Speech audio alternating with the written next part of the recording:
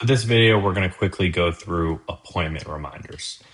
So an appointment gets put on the calendar. They're going to get an automated text and email that states that the appointment is confirmed.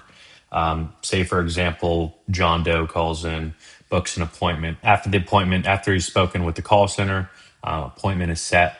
Then he's going to get that text and email reminder that the appointment is confirmed. The day of the appointment, the customer will also get an automated text confirming the appointment.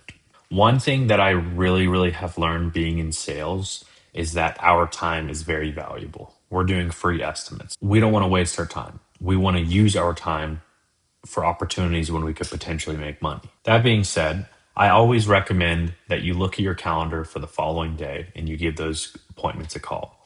So let's look at Nathan's calendar, for example. So this is this week. So we have Cynthia, we have Jordan, and we have Tony.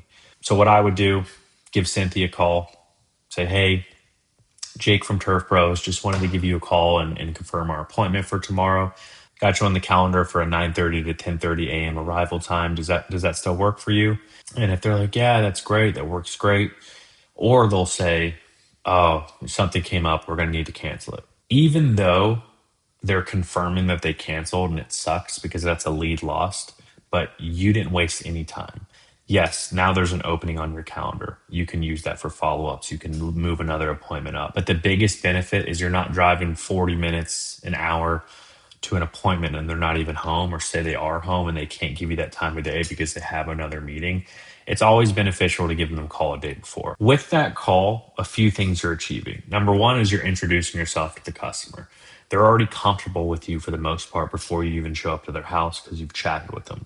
Number two, it shows that we're personable because no other company is calling them the day before to confirm. So you confirm the appointment, build rapport with the customer, as well as you can, briefly chat about the project. Once they confirm, hey, 9:30 to 10:30 a.m. arrival window, just want to make sure you're still available.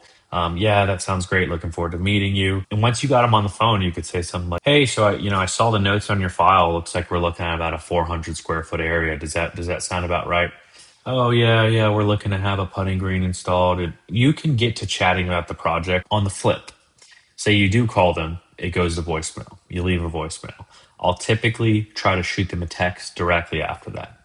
Hey, Cynthia, just tried giving you a call a second ago. Wasn't able to connect.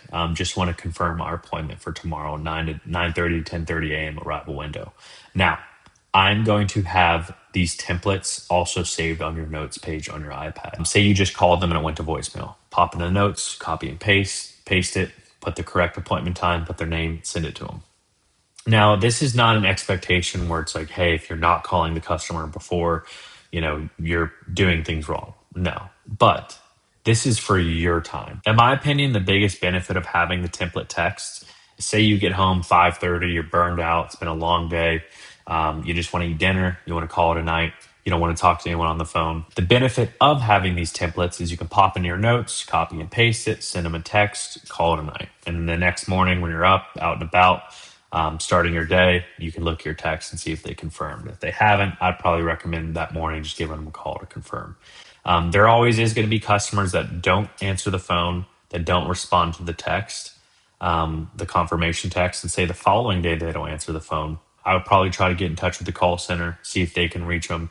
I'll normally text the customer too and say, hey, if I don't get a confirmation, I'd like to save my time and not make the drive all the way out to the house.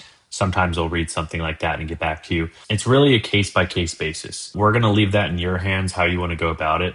If it's an hour and a half drive from your house, for example, we're not going to be sticklers and say, hey, still drive out there. But use your time wisely. A lot of these little details might sound meticulous, but the biggest thing is you're building habits. Once you've built these habits, it becomes muscle memory.